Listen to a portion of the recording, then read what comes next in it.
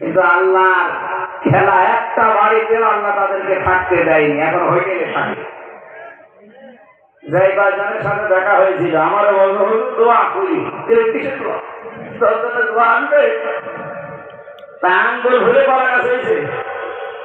এই যে সরকারি মানের অধিক ছিল না এই ইয়াজিদের জামানায়, আল্লাহ রাব্বুল আলামিন এমন ঘৃণিত করে দিয়েছে তারে এই ১৫০০ বছরে। আজ পর্যন্ত কারো সন্তানের নাম ইয়াজিদ আপনি শুনেছেন? বলেন বলেন, অথচ নামটা কিন্তু ভালো না, তো সুন্দর নাম না ইয়াজিদ, নামটাই গালি হয়ে গেছে। আমার তো মনে হচ্ছে এই ১৫.৫ বছরে যারা ছিল শুধু পালিয়েছে উনি একা না, ১৬০৮ জন। এই যারা জালেম এবং জালেমদের দোষর প্রত্যেকের নাম দেখেন, আর কিছুদিন যাক যুগের আবর্তনে তাদের নাম ও ইয়াজিদের মতো গালি হয়ে যাবে। হয়তো এতদিন আমরা কিছু বলতে পারি না সামনাসামনি, কারণ অনেক কিছু সামনাসামনি বলা যায় না, বলে টিকে থাকা তো লাগবে। আমার দাদা এরাদা, আমার যে দাদা মারা গেছে আমি জেলখানায় থাকতে, উনি আমার একটা গল্প শোনাতে, যে একটা হাজ্জাজ বিন ইউসুফ এই লোকটার জীবনী উনি পড়াশোনা করতেন, আমার শোনাতেন যে এত জালেম ছিল, মানুষের নামেই দিয়েছিল জালেম। আমার রিমান্ডে মাটির নিচে ওই যে আয়না ঘরে যে অফিসার আমার প্রশ্ন করছিল যে আপনি ফেসবুকে স্ট্যাটাস দিয়েছিলেন যে পৃথিবীতে এমন একটা দেশ আছে ২৫৭টা দেশের ভেতরে যেই দেশের প্রধানমন্ত্রী জালেম, আপনি কেন এই কথা লিখলেন? আমি বলছি আমি কি ওখানে হাসিনার নাম লিখেছি? বলছে না, কোন দেশের প্রধানমন্ত্রী জালেম এটা আমরা জানি। আরে শয়তান, আমি কি কোন দেশের নাম বলিনি, আর নিজে হাসিনার নামে চালিয়ে দিচ্ছে। দোষ ওইটার জন্য আমার টর্চার করে। এটা আমি চেয়ারে বসতে পারি না, এখন কাঠের ওপরে বসলে আমার পেছনে ব্যথা হয়ে যায়। ওরা এমন কোন জায়গা নেই টর্চার করে, মাথার চুল থেকে পায়ের তালু পর্যন্ত প্রত্যেকটা ইঞ্চি ইঞ্চি জায়গা। এখানে একটু বসলে পেছনে ব্যথা করে। আমি বললাম এই গতি এনে দেন, নয়তো ১০ মিনিট পরে দেখা যাচ্ছে মাফিয়া হবে। এই টর্চার গুলো করেছিল পুরা মিথ্যার উপরে। আমার এই জিজ্ঞাসা করছে যে আপনি কেন এই কথা লিখলেন? আমি তো আর কোনো মানুষের নাম লিখিনি, লিখেছিলাম। তারা নিজেরাই জবাব দিচ্ছে যে পৃথিবীর কোন দেশের প্রধানমন্ত্রী জানেন, এটা আমরা জানি। যে আপনি জানেন যে আমাদের জিজ্ঞেস করেন কেন? আমি তো বলি নাই কারণ এই লোকটা এত জালেম ছিল, এই পৃথিবীতে ওই এলাকায় ওর নামই আসল নাম নেই, ওর নামই জালেম। পাইক পেয়াদা যারা আছে সৈন্য দল এসে বলছে বাদশাহ আপনার জন্য তো বাইরে যাওয়া যায় না, লোকজন শুধু আপনাকে গালি দেয়। গালি দেয় মানে ছদ্মবেশ নিয়েছেন, একটা ছেঁড়া পোশাক পরে রাস্তায় এসেছে, গ্রাম্য লোকের সাথে দেখা, ডাক দিয়ে বলছে বাচ্চা হাজ্জাজ বিন ইউসুফ এই লোকটা কেমন? কত জালেম, হ্যাঁ ও জালেমের বাচ্চা জালেম। ২-৩ বার জালেম শোনার পরে ওর মেজাজ গেছে খারাপ।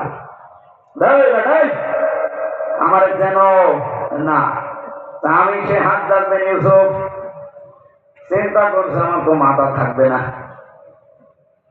ডাক দিয়ে বলছে বাদশাহ আপনি আমার চেনেন? না তো, কে তুই? লোকটা বলছে আমি এই গ্রামের ওই লোক যার মাসে ২ দিন মাথা খারাপ হয়, আজকে তার পয়লা দিন। তোর ২ দিন মাসে মাথা খারাপ হয়, আজকে তার পয়লা দিন, তার মানে আর একদিন মাথা খারাপ হবে। পাগল, ওই পাগল বলে ওই দিন বেশি গিয়েছে, তাছাড়া বাঁচার কথা ছিল। এই কথা বলছে আমরা এই ১৫.৫ বছরে বেঁচেছিলাম পাগল বলে। এই সাহেবা আমার আসার সময় বলছিল যে আমার টার্গেট নিয়েছিল, আমি নিজেও জানতাম। আল্লাহ সাইদের পরে আমরা ভেতরে বিশেষ করে মামুনুল হক, আমির হামজা, এরপরে এই জসিমউদ্দিন রহমানি, এই মানুষগুলো আমরা ধরে নিয়েছিলাম যে বাইরে মনে হয় আর সূর্য দেখা হবে না, এরা সেভাবেই হোক শেষ করবে। আল্লাহ রাব্বুল আলামিন হায়াতটা এখনো আছে, এই জন্য ফিরিয়ে দিয়েছে। এই জন্য এখন যে কয়েকদিন বেঁচে আছি এটা আমার বোনাস হায়াত। এই বোনাস লাইফে যতটুকু সময় পাবো আমি আল্লাহর কথা রাসূলের কথা যতটুকু জানি স্পষ্ট ভাষায় ছড়াতে চায়। আপনারা রাজি আছেন না শুনতে? এটা আমার কথা ছিল, যার তার সাথে বন্ধুত্ব করা যাবে না, এটা বিশাল প্রভাব পড়ে জীবনে। হযরত আজরাইল বললেন, আমি এসেছি, আপনি ফেরত দিয়ে দেবেন? বলে, না, আমি বন্ধুত্ব করতে চাই, কিন্তু আমার শর্ত আছে। আমি কয়েকটা শর্ত আপনাকে দেব, যদি মেনে নিতে পারেন আমি রাজি আছি আপনার সাথে সম্পর্ক করতে। 1 নম্বরে, আমি শুনেছি মৃত্যুর যন্ত্রণা বড় কঠিন। ওয়াজাতে সাকারাতুল মাউতি বিল হক যালিকা মা কুনতা মিনহু তাহিদ। এই পৃথিবীতে সব কিছু মিথ্যা হতে পারে, আল্লাহ বলেন মরণের যন্ত্রণা এটা সত্য। সূরা কফের ভেতরে পাবেন 26 নম্বর পারা 18 নম্বর পৃষ্ঠার 4 নম্বর লাইনের 19 নম্বর আয়াতে আছে। রব্বুল আলামিন বলেন, পৃথিবীর মানুষেরা দুনিয়ায় সব মিথ্যা হয়ে যেতে পারে, মরণের যন্ত্রণা সত্য। কে বলছে? কেউ রেহাই পায়নি। আমাদের নবী মুহাম্মদ রাসূলুল্লাহ পর্যন্ত মরণের যন্ত্রণা থেকে তিনি ছাড় পাননি। আজরাইল শুধু তার মুখের উপরে হাতটা রেখেছিলেন। তিনি বারবার বলছিলেন, ফেরেশতা কি করো? বলে, হাত রেখেছি, তাড়াতাড়ি উঠাও। আমার মনে হচ্ছে বুকের উপরে উহুদ পাহাড় রেখে দিয়েছি। ফেরেশতা আজরাইল একদিন বলেছিল, হে রাসূল, আমি জানি আল্লাহর পরে আপনার স্থান, আল্লাহ আপনাকে কত ভালোবাসে এটা আমি জানি। এই জন্য পৃথিবীতে কোন সৃষ্টির গান কবজে এত আসানে আমি কাজ করি নাই। আজকে শুধু হাতটা রেখেছিলাম, তাই আপনি সহ্য করতে পারেন না। অথচ আপনার শরীরে পৃথিবীর সাধারণ মানুষের তুলনায় 70 জন আমির হামজার শক্তি আছে। নবীদের শরীরে শক্তি ছিল আমার মতো হামজার 70 জনেরও বেশি। এত বড় বিশাল পাওয়ারওয়ালা শক্তিশালী মানুষ, শুধু আজরাইল হাত রাখলে যদি উনি সহ্য করতে না পারে, আমাদের তো হাতও রাখা লাগবে না, শুধু নখ রাখলে শেষ। কি মরণের যন্ত্রণা যে সত্য এটা আমি জানি। আমি এখন দেখতে চাই কেমন লাগে মরলে। আধা ঘন্টা 1 ঘন্টা পর এগুলো কারা?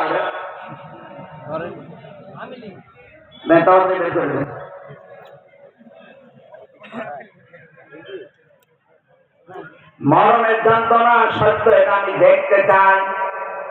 হযরতে আজরাইল বলে, রব্বুল আলামিন, নবী বলে মনে করলাম যে ভালো জায়গায় যাচ্ছে, কিন্তু এই লোক তো ভেজাল, মরিয়ে দেখতে চায়। আল্লাহ পাক বলেন, ঠিক আছে, আমার বান্দা যখন আকাঙ্ক্ষা করেছে, আশা করে যে মরতে চায়, জীবনটা কবজ করো, আবার এরপরে রূহ ঢুকিয়ে দাও। তিনি জান কবজ করে আবার রূহ ঢুকিয়ে দিলেন। তার জীবনী পড়তে গিয়ে তাফসীরে ফি জিলালিল কোরআনে পেয়েছি, মুফাসসির বলেন হযরত ইদ্রিস উনি যে শখ করে মৃত্যুবরণ করেছিলেন। পৃথিবীর মানুষেরা, তোমরা কি জানো হযরত ইদ্রিসের এই শখের মরণে কেমন কষ্ট হয়েছিল? তিনি যে শখ করে মৃত্যুবরণ করলেন, এই শখের মৃত্যুতে কেমন কষ্ট হয়েছিল তোমরা জানো? একটা জীবিত ছাগলকে চামড়া ছিঁড়ে লবণ দিলে যেমন হয়, ওই রকম কষ্ট হয়েছিল। আমি নিজে দেখেছিলাম রিমান্ডে।